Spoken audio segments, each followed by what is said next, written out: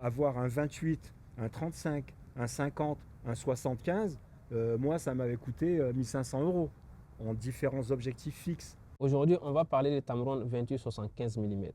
C'est un objectif que j'utilise beaucoup en photo et en vidéo.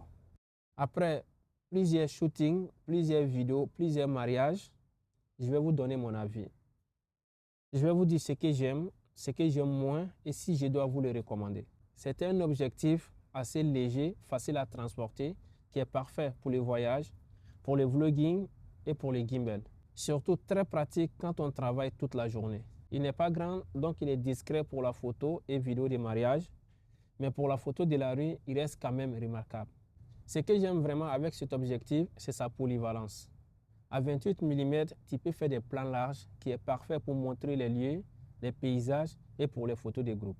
À 50 mm, on est sur quelque chose de naturel qui est parfait pour les photos portraits.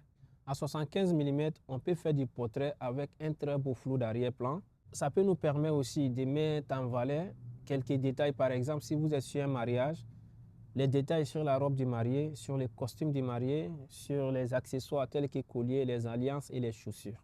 C'est un objectif avec une grande ouverture constante. Ouvert à f2.8, il te permet de filmer et photographier en basse lumière sans aucune perte de qualité et il te permet d'obtenir un beau flou d'arrière-plan.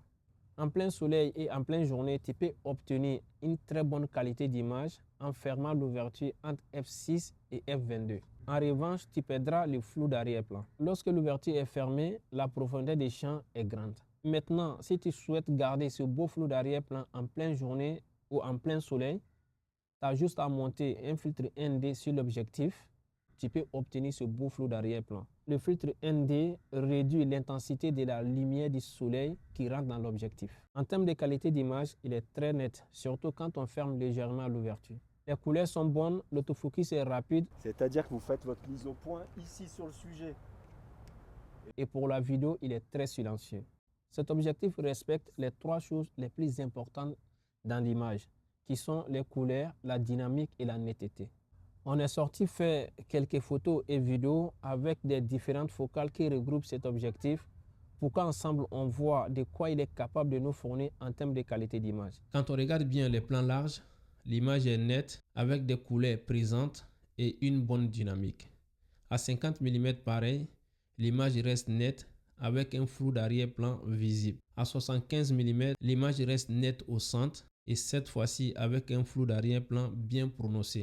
Et les couleurs sont naturelles même si elles sont retravaillées avec l'une de mes luttes.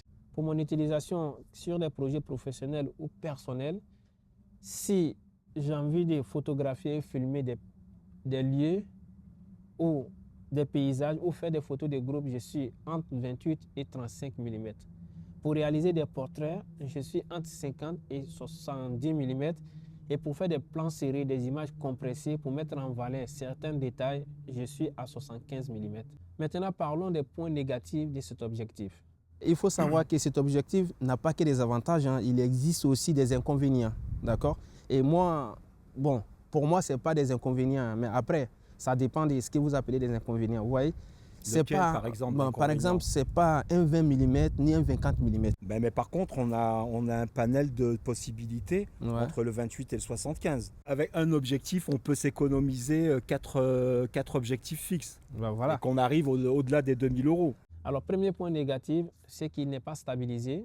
Deuxième point négatif, il n'a pas la bague d'ouverture. Et troisième point négatif, il n'est pas un 20 mm ni un 24 mm. Mais en ce qui concerne la stabilisation, c'est simple. Si tu l'utilises avec un boîtier stabilisé ou si tu utilises un stabilisateur, alors là, tu as tout gagné. Ce qu'il faut comprendre, c'est que cet objectif, c'était un zoom classique de 28-75 mm. Ce qui veut dire il te donne la possibilité de faire plusieurs types de photos. Plan large à 28 mm. Magnifique. Des plans de la street photographie, on va dire à 35 mm. 35 et 50, ouais. Voilà. Et plan portrait à 50 mm. Même 50 et 75, hein, et comme je te l'ai dit la dernière fois. Si vous cherchez un objectif polyvalent, léger, facile à transporter, qui est parfait pour les vidéos et photos, surtout en basse lumière, il est clairement fait pour vous. Je l'ai déjà utilisé sur pas mal de projets, sur des mariages, des portraits, Ouais. tu vois, des interviews, des reportages. Alors, ce qui m'a plus impressionné, c'est cet objectif, c'est que déjà, le prix. Il ne coûte pas cher.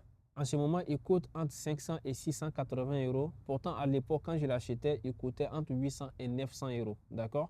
Pour ces performances photo, franchement, à ce prix-là, c'est un cadeau. Moi, ça fait plus de 4 ans maintenant que je l'utilise. C'était quoi, 1600 euros à l'époque? Non, 1200? à l'époque, c'était entre 800 et 900. Donc voilà, si vous cherchez un objectif polyvalent avec des qualités d'image exceptionnelles, vous avez qu'à foncer. C'était la petite vidéo sur l'objectif Tamron 28-75 mm. Et moi, je vous dis à la prochaine dans une nouvelle vidéo. En attendant, prenez soin de vous.